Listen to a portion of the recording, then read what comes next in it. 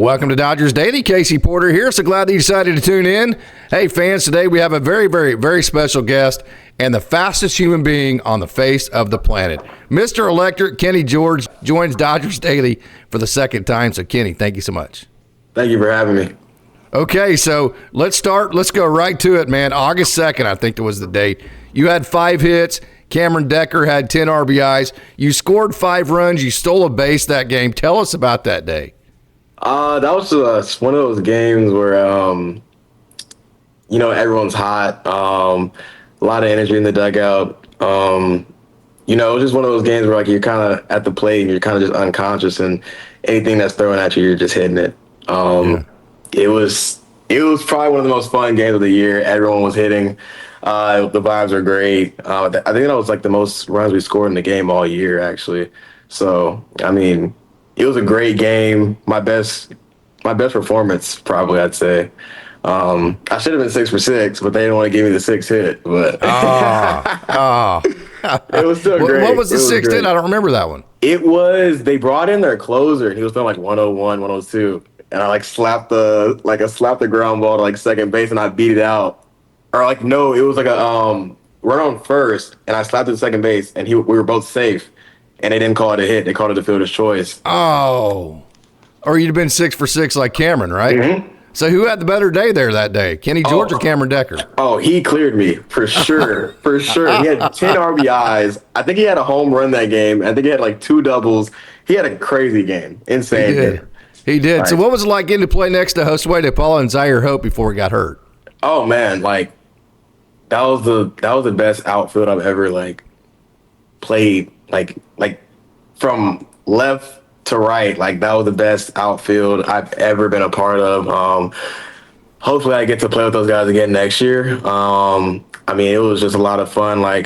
We got along real well. They're both great players, great players. Zaire was huge still. Dude's a great player, even better person.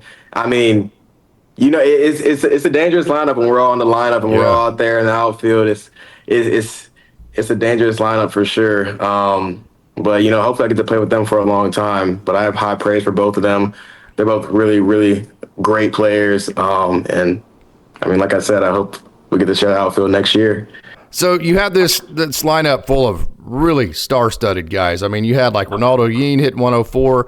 You had Edgardo Henriquez that was there for a while. It was fantastic. You had guys like Clayton Kershaw that made injury debuts there in Rancho, that had rehabs, I should say. Joe Kelly and Walker Buehler and guys like that. And then you had Cameron Decker, who was hitting the light tower bombs and all those kinds of things. So with all that talent, just knowing you as well as I think I do as far as your competitive nature, you had to have fed off of all of that competitiveness, right? Oh, for sure. Always. I love being around people that are better than me. I love being around talent, and I feel like the more competition that's around me, the better I play. I feel like I perform best under pressure, so I definitely fed off that. Heck of a year, man. 279, 389 on base average. So talk about how you evaluated your year. I think it was a good first year, a good first full year. Definitely something to build off of. I did end up making a swing change about not halfway through the season, but maybe a month through the season. It was a learning curve. But I feel like I handled it well, and I feel like I ended the year off real strong. So going into year 2, I feel like I'm going to have a great year this coming up year. But I definitely learned a lot. Just about myself as a person and as a player. But the staff was behind me 100% with the whole swing change. They didn't expect me to go out and perform as well as I did after making those changes. So that was also nice to just see my game not really be too affected by the adjustments that I had to make. But I think I had a pretty good first year for sure. Not to get into details and to get into the weeds of the details, but the swing changes, was it to get the ball in the air more? Was it to get the bat on the ball more? What was the purpose of the swing changes? Just to try to get the ball in the air more. It's still a work in progress, but I think we're trending in the right direction. So like I said, it's just a work in progress and just trying to build off of it every year.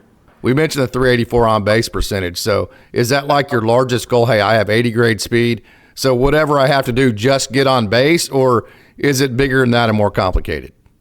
It's a little bit more complicated than that, but in the grand scheme of things, I do want to get on base as much as possible and be able to use my biggest tool, which is my legs. So yeah, I would say that's like one of my objectives all the time, but definitely trying to do more damage in the near future.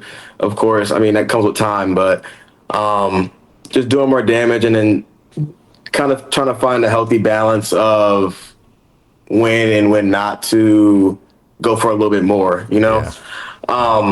But I feel like that's something that's never going to leave me. I feel like I'm just naturally just like a good hitter when it comes to like bat to ball and getting on base and drawing my walks, and things of that nature. But yeah, I'd say getting on base kind of comes like second nature. One home run, but the one home run you hit, I was watching it live, and it was an absolute bomb. It was in Stockton, and you hit it like they have like a little pavilion behind right field, and you hit it over the roof of the pavilion. So obviously the power is there. Oh yeah, it's there. It's there. It just hasn't been on display yet, but it's there. I promise. Like I have the exit to hit the ball at the park. It's just a matter of getting it up in the air. Yeah, so the stolen base part of your game, that's obviously going to be a big part of it with the speed that you have. But I know there's a big learning curve when you get to professional baseball of, hey, I can't just run to second base like I did in high school because they're going to pick me off.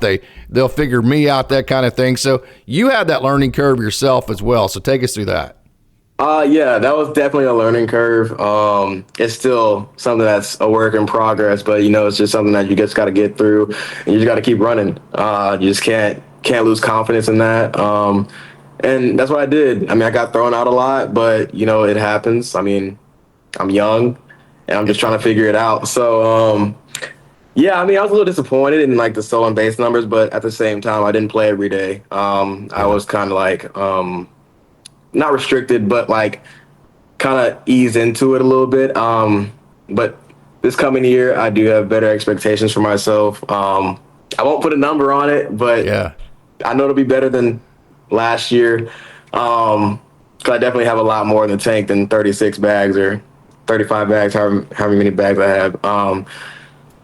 But I did learn a lot.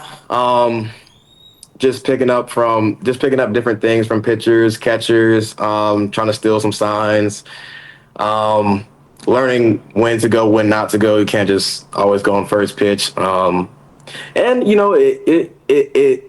it also doesn't help that I had such great hitters behind me. So I could really sit at first base for a couple pitches. I know Zaire is gonna hit a double down the line, I'm scoring. Or DePaul's gonna hit a laser down the line, I'm scoring. I have the ability to score from first. No big deal. Yeah. But just trying to perfect that craft as much as I can. It's definitely something I'll be working on a lot. Especially come spring training when I have the ability to get as many reps as possible off real live pitching. But yes, it's definitely a huge part of my game. I love stealing bases. I love running the bases. I feel like it's kind of a lost art. You kind of see it in the big leagues that they don't really take it too serious. I feel like you can see the errors that they make in like the playoffs when it becomes like when situations really come up and you got to actually know how to run the bases and the errors and the mental errors that happen. But I feel like it's just as important as hitting, and just as important as playing defense. You got to take it serious. So this coming year, I do expect more out of myself on the base pads. So is there any one thing that you look for as far as visual cues that pitchers do that tell you when to go? Or is that different for every pitcher? It's definitely from pitcher to pitcher. My favorite is trying to pick the sign from the catcher at first. Yeah. That's definitely that became my favorite later in the season, just because I had never really realized how lazy catchers get. So they can get a little lazy and the legs get a little open, or even Don't like the give away your manager. secrets too many, Kenny. Oh yeah. I mean, they'll still do it even if they know. Oh, they will. Yeah. Like the managers, they'll fall into the same sequence of signs. You pick that up real easy. then you kind of just know exactly what's going to come. So I started doing that more later in the year. Um, and yeah, like I said, it depends on pitcher to pitcher, but I feel like with starters, it's obviously harder to steal off starters just because they're more well-rounded pitchers. I feel Yes, like right.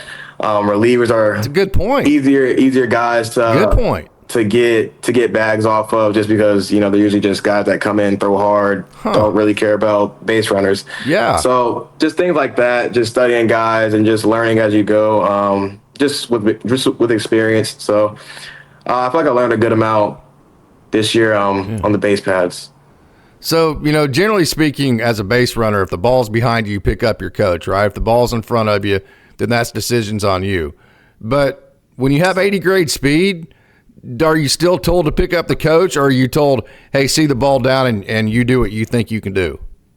I mean, when it's behind me, usually I can tell, like, off the bat, like, because you're checking the outfielder before the play, where everyone's playing, and I know my ability as a runner. So if I see a ball and I know that if I see the defender is going to his left at all or to his right at all, and I'm at first base, I know I'm going first or third. Yeah. If it's coming right at him, then it's probably I'm shutting it down at second. Yeah. But you did that drill in high school, didn't you? Where your coach would hit it right at him and you'd stop? Oh, no. In high school, I'll probably still take it. Yeah. Okay.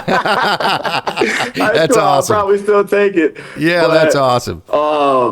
Yeah, just being prepared pre-pitch definitely helps. But knowing, like, with my speed, I can get away with a lot more things. And sometimes, it just depends on the game situation, what the score is, how the outfielder's arm looks, and just kind of like what the situation calls for. Sometimes you can push it, sometimes you should just lay off of it. But for the most part, I kind of just run bases on my own. I feel like I'm a pretty good base runner when it comes to, like, being instinctual and making the right decisions on the base pads.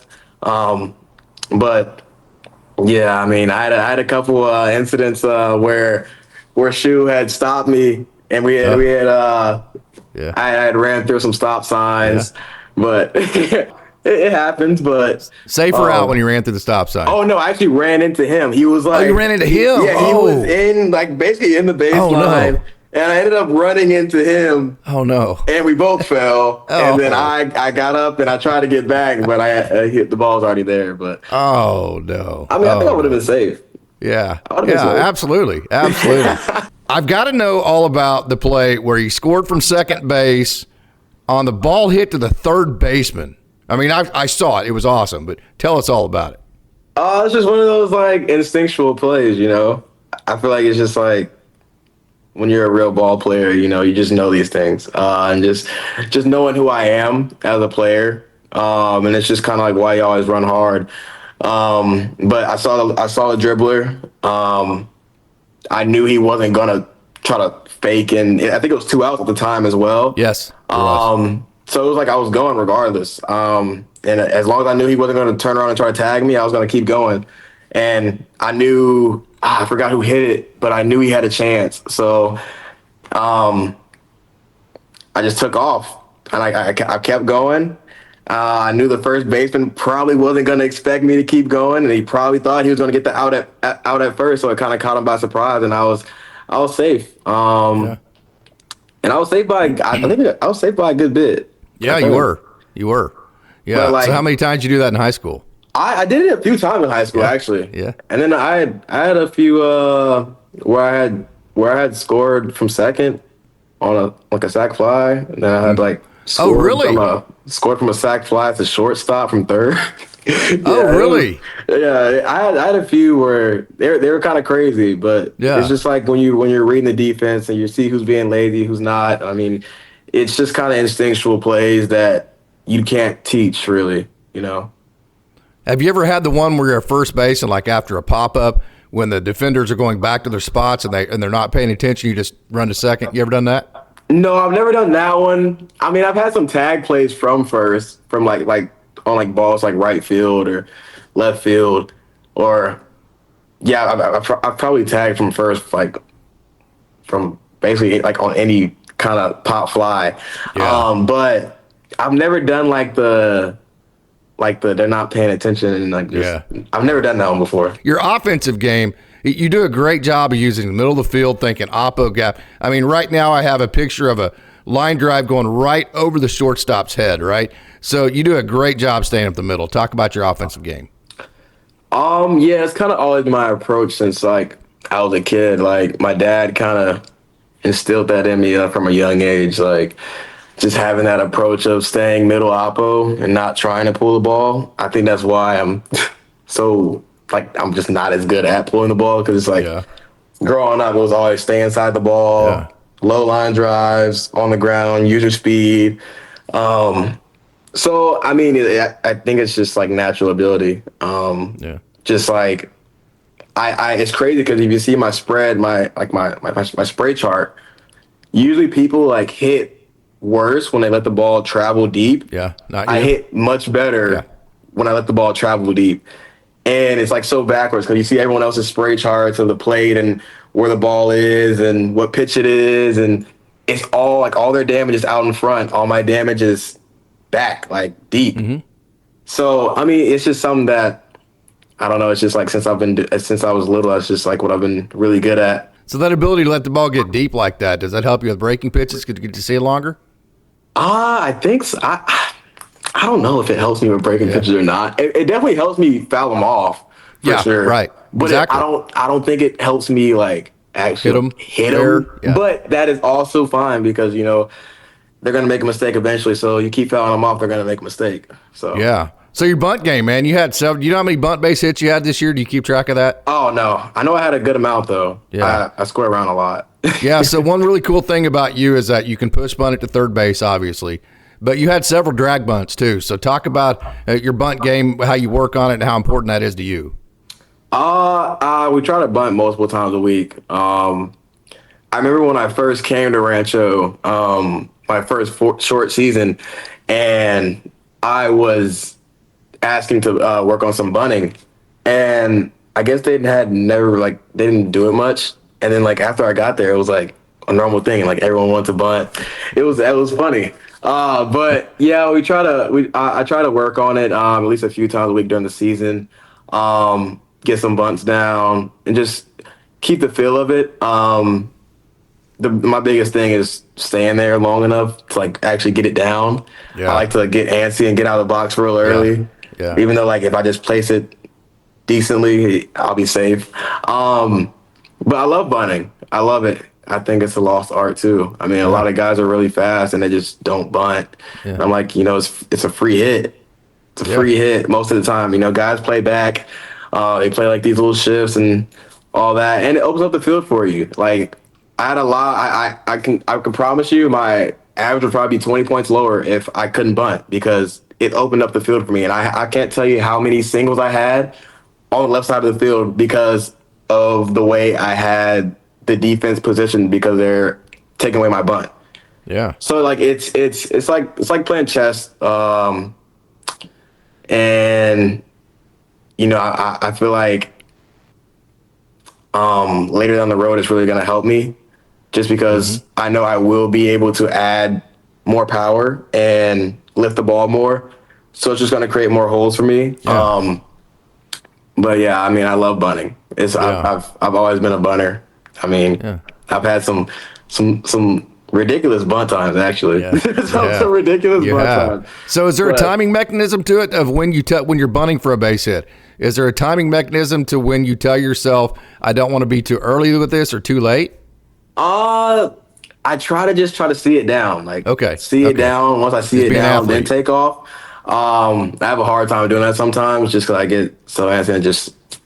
Because getting thrown out on a bunt it's the worst feeling. Oh, it is. It's the worst. It feels like a wasted bat. Like I just gave that to him, right? Oh, yeah. It feels like a wasted at bat. It's the worst feeling ever. So Yeah. So the guy that I hear all the time, people that want to compare you to, at least on our show, is Brett Butler. Brett Butler was a great Dodgers player. So have you ever had a chance to watch Brett Butler play? And as far as video goes, have you ever had a chance to meet him? Have you ever heard that comparison? Yeah, I've heard the comparison. I've never personally watched him, but I did have some people like show me some video of him playing. Our game was, I guess it's similar. I guess it's similar at this point in my career. I don't think I'm a finished product yet, but I I I I mean, I don't hate the comparison. Yeah, right. I don't hate Sure. it. Sure. So is there any one player if when you get to the major leagues and everybody starts saying, "Oh, he reminds me of so and so." Is there any one guy that you would want to be compared to, or is it an array of different guys? I don't think there's really nobody in the league that with my skill set that I feel like I would want to be compared to. No. Yeah, yeah. I don't think awesome. so. So you're trying to add. Last time I talked to you, you're trying to add weight. You're trying to add strength. So tell me about where you're at as far as how much weight you've gained, strength, and all that. I think it's more so about maintaining my weight, just staying in between that like 175, 180 mark, and just adding strength. Because like I said, like I have the power, it's in there. I have the strength, and of course I'm going to get stronger over time and mature over time. But I train 4 to 5 times a week. I hit every day and stuff like that. But I'm definitely getting stronger. I can see it. I feel it. The results.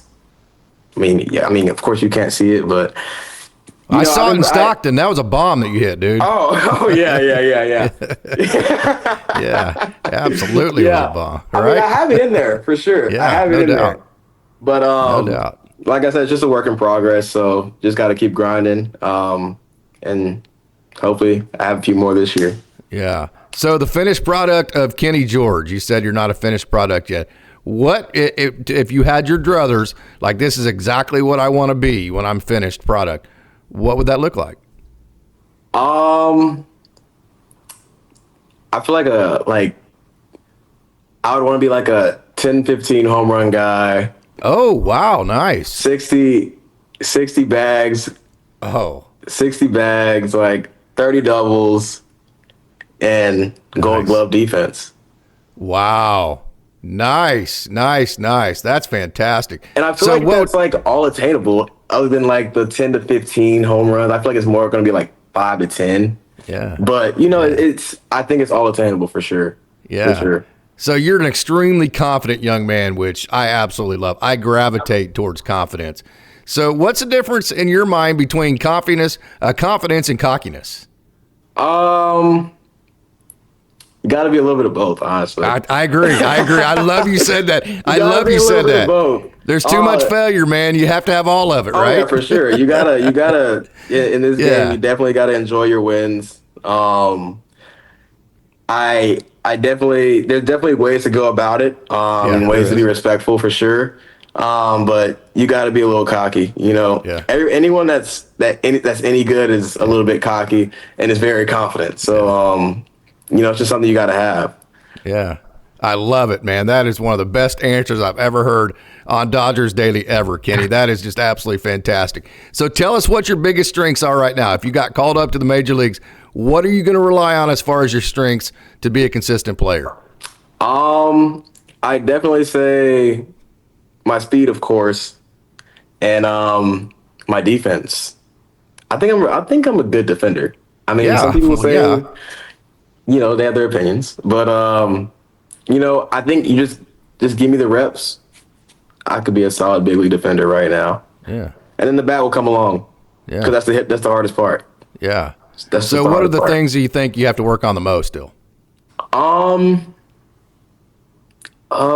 Definitely, I'd say hitting, just because hitting is like the hardest thing, and it's just, these pitchers don't get any worse. But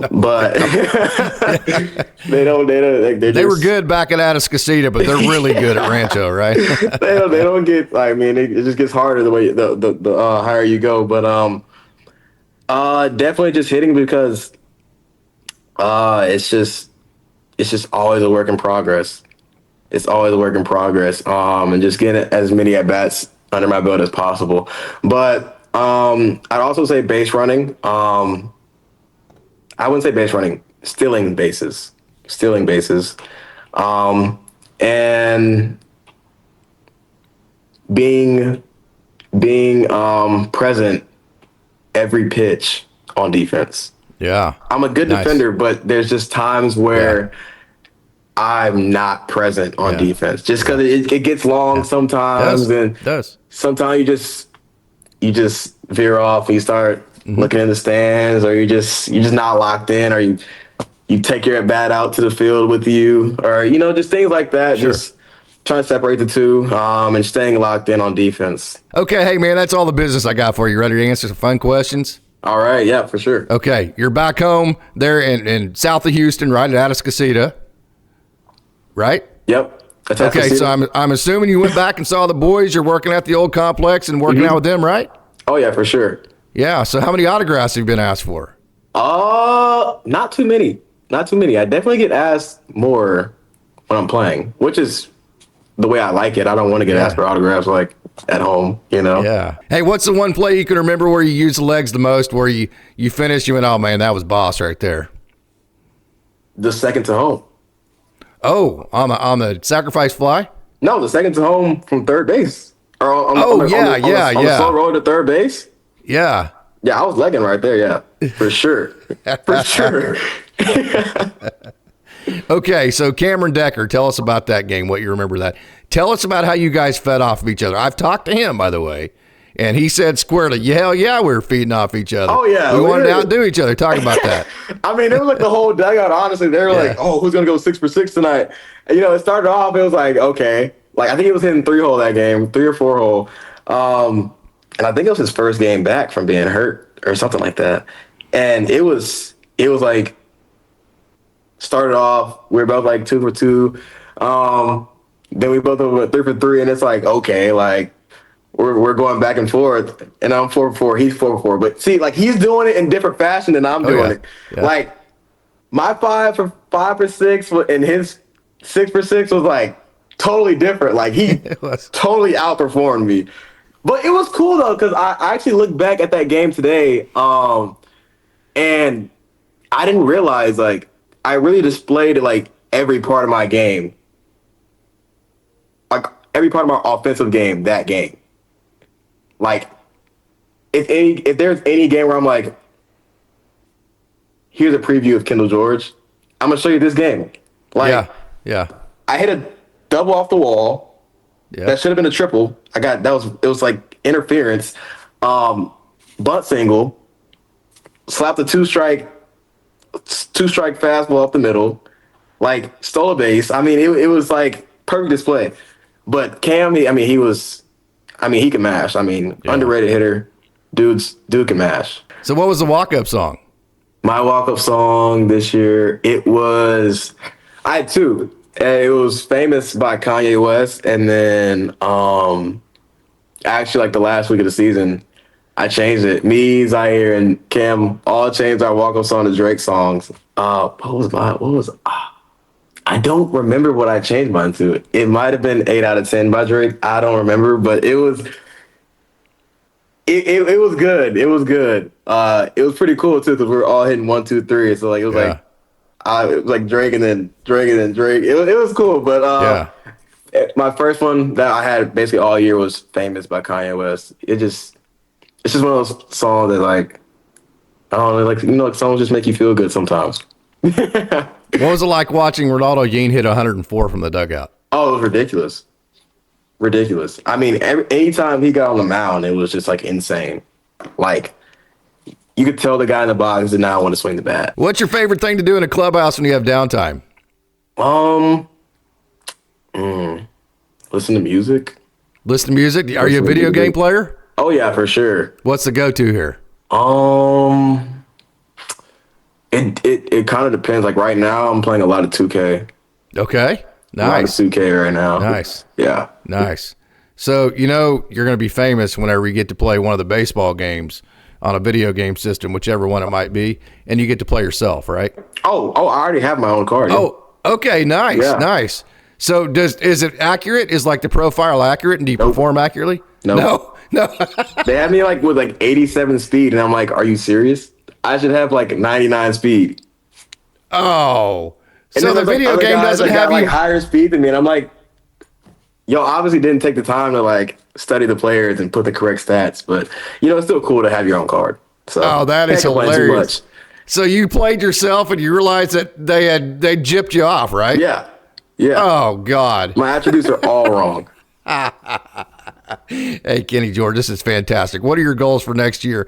Other than, hey, by the way, I don't know if you know Taylor Young, TY, but he stole 56 bases 2 years ago with Great Lakes. He was trying for 60. So I'm setting your over-under right here on Dodgers Daily at 56. Over or under, you taking? Which one? Over. Oh, we're Always taking love a the challenge. over. Oh, okay. Always love a challenge. Okay, 56 is the over-under. Kenny George is taking over. That's fantastic. Hey, any final thoughts here, man? No, I mean, I just appreciate you having me on again. And I'm excited for year 2.